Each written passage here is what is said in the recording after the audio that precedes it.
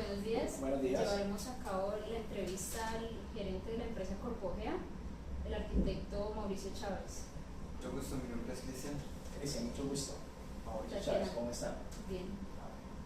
A continuación le realizaremos una serie de preguntas que pues ya cómo ha sido la trayectoria de toda su vida hasta ahora, de la carrera que ha tenido.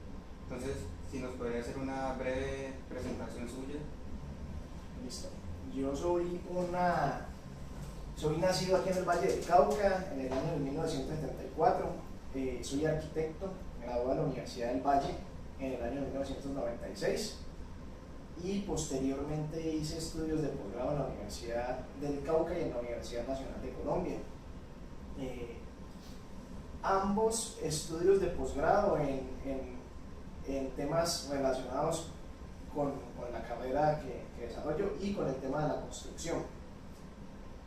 Como arquitecto hay muchas posibilidades de enfocar el ejercicio de nuestra profesión, dado que es una carrera que permite una gran cantidad de espacios en los cuales moverse como arquitecto, que van desde el diseño arquitectónico, que es el más tradicional de los nichos, pasando por la construcción hasta habilidades gerenciales o temas sociales que la arquitectura como tal permite que le brinda a uno habilidades para ese tipo de manejos. Posteriormente, ya después de la universidad, me quedé viviendo aquí en la ciudad de Cali y aquí es donde he ejercido toda mi labor ya profesional, desde el año 1996 hacia acá. Ok, ¿desde qué año? O sea, háblenos por favor sobre Corpogea. Corpogea es una empresa que nace de una necesidad. Corpogea nace en el año 2003 como respuesta a una necesidad del Estado y a una proyección vista por nosotros, o a un nicho de negocio en el cual se requería que empresas desarrollaran para el Estado la construcción de programas sociales de vivienda, específicamente de mejoramientos de vivienda. Es una empresa constructora, sin embargo está constituida bajo la modalidad de empresa sin ánimo de lucro, con el objeto de que le permitiera contratar con el Estado, ejecutar de manera ágil los mejoramientos de vivienda sin coadyuvando al Estado en las deficiencias que por su propia estructura administrativa tiene. De ahí nace Corpogea y por eso es que nace como una corporación sin ánimo de lucro, que permitía hacer contratación directa con el Estado para la ejecución de estos programas de vivienda. Desde el año 2003 hasta acá, Corpogea ha venido desarrollando esa labor en diversos nichos de negocio, tanto construcción de mejoramientos de vivienda como de otros tipos de infraestructura civil y básicamente civil. ¿Cómo ha sido su experiencia profesional hasta ahora? Cuando yo salí de la universidad, muy rápidamente empecé a trabajar, pues incluso desde antes de salir de la universidad ya trabajaba con algunos profesores en sus oficinas de diseño y me enfoqué muy rápidamente en el tema de la construcción. No tomé como el camino tradicional que tomamos la gran mayoría de los arquitectos, que es enfocarse al diseño, que es como el gran nicho de negocio de los arquitectos, que es dedicarse a diseñar, sino que por el contrario yo me fui hacia el aspecto constructivo, y no solo de la construcción de viviendas, sino también de la construcción de obras civiles. Yo creo que ese aspecto me ha permitido enriquecer los conocimientos que le brinda a uno la universidad, que en lo que tiene que ver con habilidades constructivas es muy bajito, es muy efímero lo que le enseñan a uno en la universidad. Uno debería, para poder ser, si un arquitecto quisiera ser un buen diseñador, debería primero saber cómo se construyen las cosas para poder después aplicar eso en los diseños. ese fue como el camino que yo tomé, ¿sí? Dedicarme a la construcción, evidentemente de la mano de personas que me tendieron la mano en su momento, o que me fueron como enseñando el camino, desde profesores en la propia universidad, hasta personas con las que posteriormente arranqué a trabajar ya en mi vida profesional. Nunca fui como empleado de nadie, yo no he tenido una experiencia como empleado, sino que siempre fui como una persona independiente que me dedicaba como a asesorar proyectos o asesorar empresas, ¿sí? Desde los comienzos pues, muy incipientes.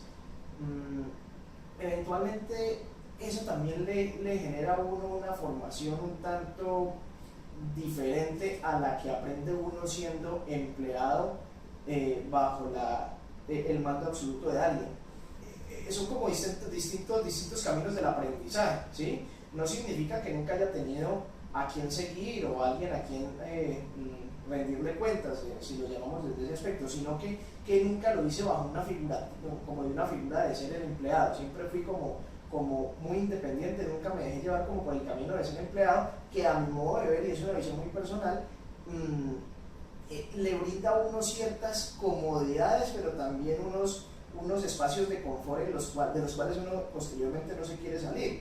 Cuando uno es empleado, adquiere un espacio de confort en el cual está recibiendo mensualmente un salario, y con eso vive y tiene unos gastos y cosas de ese tipo, que eventualmente para muchas personas pueden ser su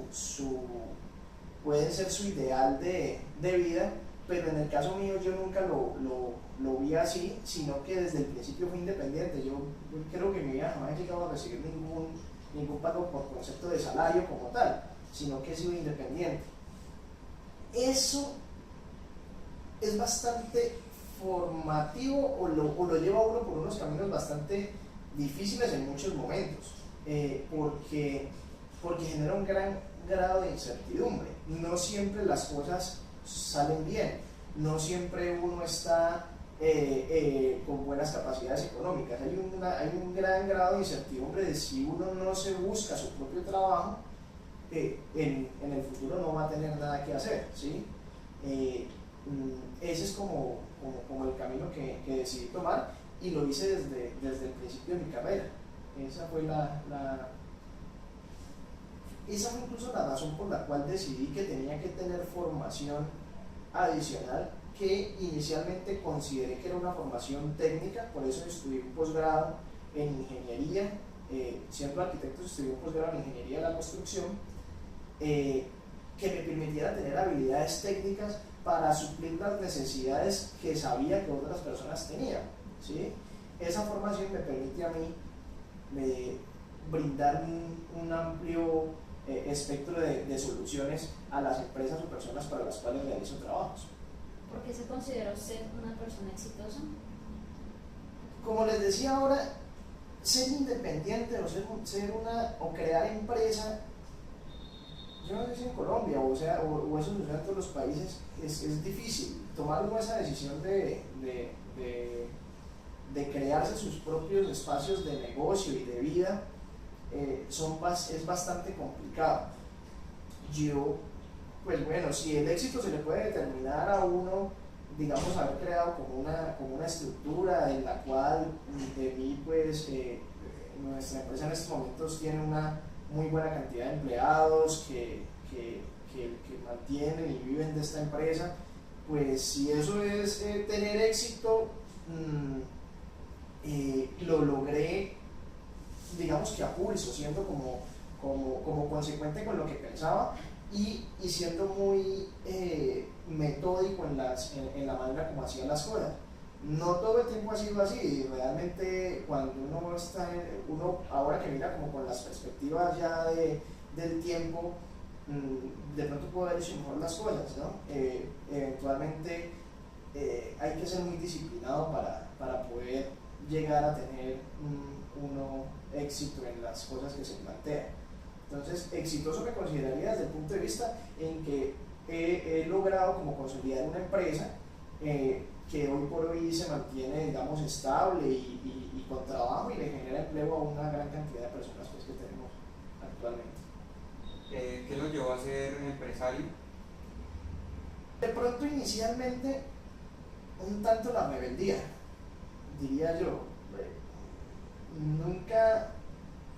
Nunca tuve como unos lineamientos muy estrictos en la vida y creo que eso lo lleva a uno siendo joven a tomar decisiones como por ejemplo yo no me consideraría capaz, o bueno, no sé, yo soy muy disciplinado y muy puntual, pero ese tema de estar uno sentado todo el día en una oficina o como rendirle cuentas a mucha gente, o eso, yo creo que eso fue lo que inicialmente me impulsó y después me gustó eso de uno mismo labrarse, de ser uno responsable de sus propios éxitos o fracasos, ¿sí? Porque ha habido muchos éxitos y fracasos a lo largo de mi vida. Entonces, no tener como que atribuirle a los demás los éxitos o fracasos de uno, me parece que es una razón de peso y por eso decidí nunca trabajar específicamente dentro de una empresa, sino tener mi propia empresa o ser independiente realmente. Sí. ¿Qué fue lo que más le costó al empezar con este proyecto? Bueno, al principio la inexperiencia. Uno tiene como dos maneras de adquirir experiencia. Una es mirarla de los demás y otra es aprender las cosas por sus propios medios, ¿sí? O de sus propios fracasos, si lo denominamos de alguna manera. Yo considero que lo más difícil es empezar y generar confianza en la gente. La realidad es generar confianza en la gente, sobre todo cuando uno es joven, no es fácil. Hay como dos maneras de hacer las cosas según mi criterio. Una es ser brillante y talentoso, digámoslo de alguna manera, las personas que innatamente son brillantes, entonces está el tipo que es un super matemático, entonces todo el mundo sabe que este niño sabe matemáticas y ya confían en él porque tiene un alto grado de brillantez o de desempeño en lo que hace, ¿sí? Y la otra es con la disciplina, ¿sí? Yo creo que yo lo he hecho más por el lado de la disciplina, es decir, siendo consecuente con las cosas que se hacen con relación a las que se ofrecen. Eso pues hoy por hoy ha generado que nuestra empresa tenga un alto grado de confianza, sobre todo en las entidades estatales. No creo que haya pues entidad alguna que pueda decir que hayamos tenido algún tipo de siniestro, cosas en la relación con los contratos que hemos realizado. Creo que tenemos un buen goodwill en el medio, específicamente en los proyectos que desarrollamos. ¿Qué funciones cumple usted como gerente de la empresa? Bueno, principalmente buscar trabajo. Yo creo que ese es como el principal oficio mío. Y posteriormente delegar delegar quién realice esos trabajos que buscamos. Los trabajos los buscamos de muchas maneras, a través de licitaciones públicas en términos generales, presentándonos a concursos o en el medio privado. También hay empresas para las cuales trabajamos. Ese es como mi principal trabajo, generar trabajo. Mi principal actividad es generar trabajo, buscar trabajo para que posteriormente tengamos en los próximos meses qué hacer en la empresa y posteriormente organizar los equipos para que puedan desarrollar los trabajos que se buscan o que se adquieren, mejor dicho. ¿Qué es lo que más le gusta de ser gerente? Yo creo que la independencia. Para mí el tema, uno no es completamente independiente, yo creo que uno tiene que de todos modos ser consecuente con algunas cosas, más que todo como en la vida, ¿sí? Pero de lo que más me gusta ser gerente es como la independencia en el desarrollo de mis actividades y que no tengo como a quién atribuirle mis éxitos y mis fracasos más que a mí mismo, ¿sí? Y evidentemente al equipo de trabajo, ¿sí? De mi labor específica como gerente, apartémonos de la empresa, mi labor como gerente de la empresa, lo que más me gusta es poder lograr las metas que uno se traza. Yo nunca me trazo metas a muy largo plazo porque se vuelven muy complicadas de cumplir. Digamos que lo que yo hago es tener unas metas pequeñas en cortos plazos y fáciles de cumplir. Eso le brinda mucha gratificación cuando las cumple, porque no vive uno todo el tiempo como angustiado. Esa como la situación. En su concepto, ¿cuáles serían las habilidades y actitudes que deberían desempeñar en este cargo como gerente? Mire, la principal, yo digo que hay dos habilidades principales que debe tener uno. La principal es poder tener negociaciones exitosas, es decir, buscar trabajo y conseguirlo. Es la principal habilidad que uno tiene que tener.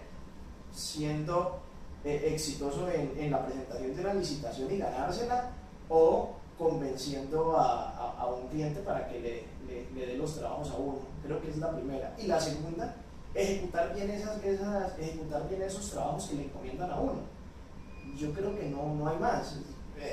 A muy grandes rasgos, ¿sí? Teniendo cada una cantidad pues, de detalles, pero creo que esa habilidad de conseguir el trabajo y después delegarlo es lo principal que un gerente debe poder tener. ¿Cuáles han sido sus factores claves de éxito? Encontrar personas idóneas para el desarrollo de las actividades específicas. Creo que ahí está el éxito, en buscar la idoneidad en los profesionales o en todo el equipo de trabajo. De eso depende el éxito de la empresa. Si el equipo de trabajo no hace bien el trabajo que se le encomienda, toda la empresa falla. No hay lugar a duda de eso. En su vida profesional, ¿qué dificultades ha tenido y cómo las enfrentó? Hemos tenido varias, nos hemos visto afectados por las crisis económicas, por ahí el año 2005, entre 2005 y 2009. Hubo unos momentos en los cuales prácticamente no tuvimos trabajo.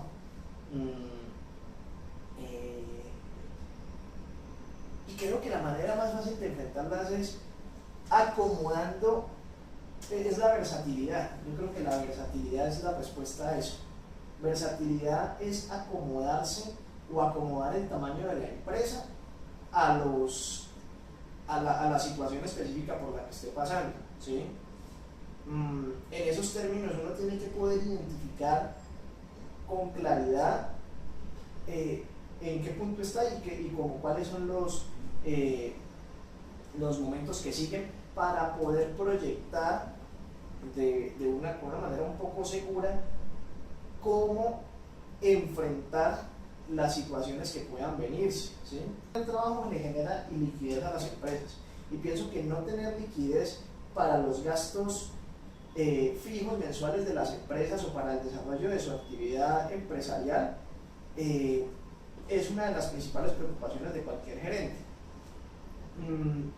Lo que yo he tratado de hacer para que esa situación no se presente es tener unas proyecciones hacia futuro, por lo menos de 6 meses o incluso hasta un año posteriores al momento actual, de manera tal que le permita a uno tener unas reservas o constituir algún tipo de seguros, estar como seguro de que uno va a poder seguir su actividad, dado que, vuelvo y te digo, la incertidumbre de nuestras empresas es muy grande, porque no tenemos trabajo constante, tenemos que estarlo buscando, y hay ocasiones en las cuales no tenemos trabajo y tenemos que acomodarnos y, digámoslo así, achicarnos para ese momento, y cuando volvemos a tener gran volumen de trabajo, volvemos y nos acomodamos y contratamos el personal o lo que se requiera para responder a las necesidades temporales en ese momento.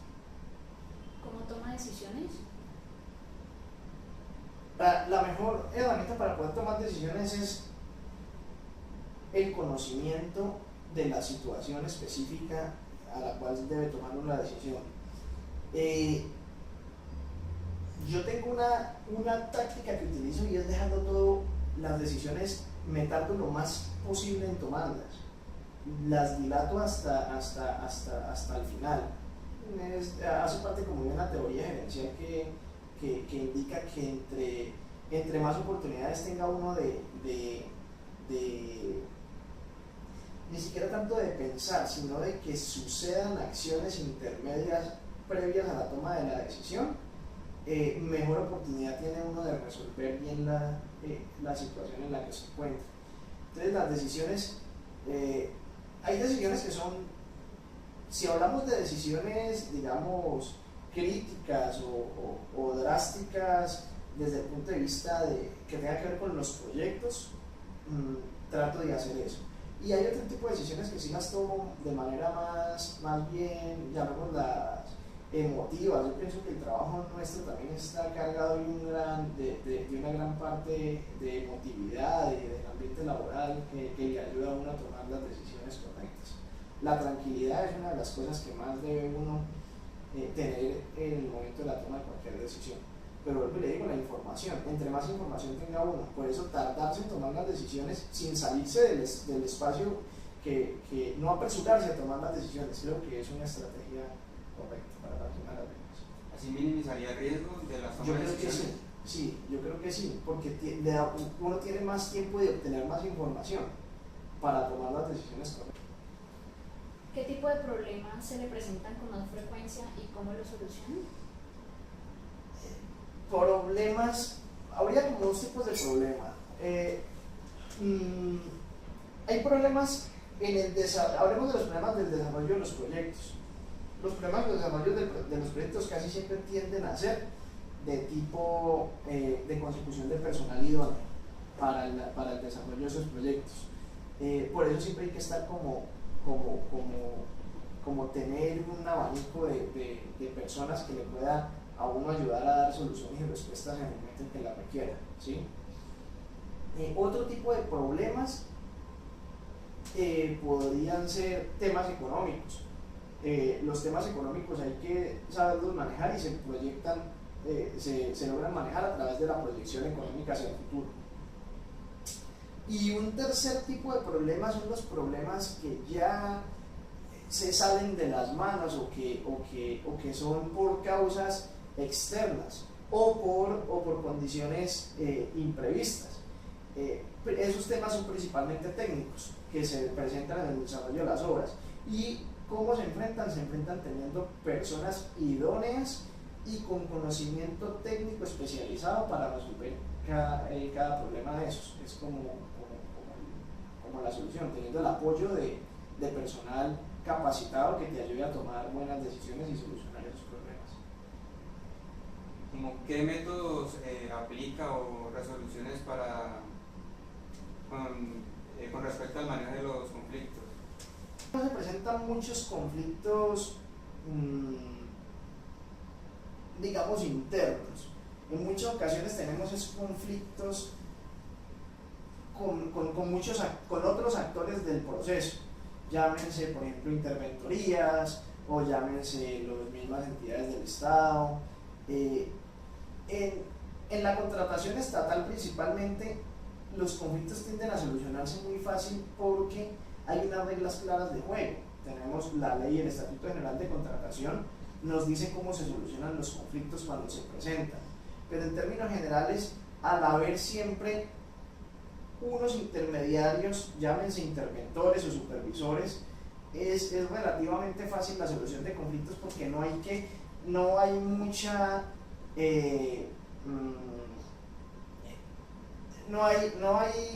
mucha interacción de factores personales, sino que más bien son factores o reglas que están perfectamente claras para solucionar esos conflictos en la contratación estatal. En la contratación privada el tema es un poco diferente y allí los conflictos se solucionan es como en una negociación, como básicamente negociando, ¿sí? Y negociando es teniendo que ceder a uno en algunos puntos y pues no cediendo en otros, como una técnica de negociación cualquiera en la calle. En la contratación estatal los conflictos tienden a solucionarse de una manera mucho más dentro del marco de la ley. En una negociación, ¿qué posición adopta? Yo trato primero siempre de escuchar al otro Eso es como consecuente con lo que le decía ahora de tener la mayor cantidad de información antes de tomar cualquier tipo de decisiones. Yo creo que en la negociación también hay que ser así, esperar, investigar mucho. En el caso, nuestras principales negociaciones, en el caso nuestro, la negociación se llama licitación, ¿sí? Una licitación para nosotros, cuando estamos hablando de contratación estatal, una licitación es para nosotros un tema que debemos analizar todos los factores que pueden incidir en la calificación de la licitación. Para eso lo que principalmente tenemos es que tomar información. ¿Y de dónde la recabamos? De la misma información que el mismo Estado nos ofrece a través de las páginas web. Luego entonces, cuando nosotros estamos negociando, es decir, licitando, tenemos una gran cantidad de información que nos permite pues básicamente ser exitosos en nuestra negociación. En términos generales, las calificaciones de las licitaciones están dadas ya sea por el precio o por la experiencia. Entonces, si nosotros estamos fuertes en precio y en experiencia, pues podemos tener un buen éxito en nuestras negociaciones y en las licitaciones que presentamos. ¿Cómo se enfoca usted en una negociación? No, teniendo la información, tratando de adquirir la mayor cantidad de información. Sí, ese es como el enfoque. ¿Cómo es usted como líder? El hecho de uno conocer lo que hace, lo debe de convertir en una persona que oriente las actividades que realizan las personas que están trabajando para usted, ¿correcto? Y yo creo que el liderazgo está en poder de transmitir a esas personas lo que uno considera que debe de hacerse de la manera correcta. Transmitir eso no es tan fácil